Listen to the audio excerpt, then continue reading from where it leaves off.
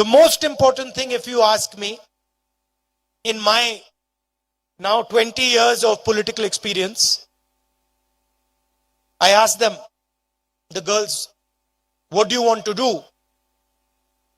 And they said, we want to be doctors, we want to be pilots in the Air Force,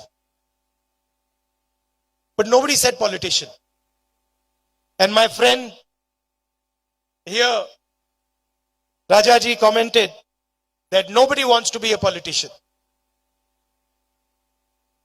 In my 20 years, I have concluded that the most important value for a politician, for a student, for a teacher is humility, which also you mentioned in your speech.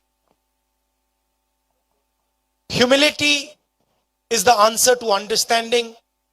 Humility is the answer to respecting people.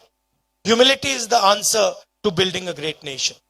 So I would advise all the children here that be humble, do what you want, excel in whatever you want to excel in.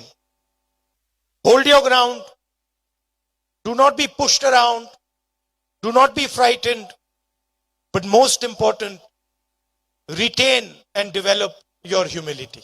Thank you very much.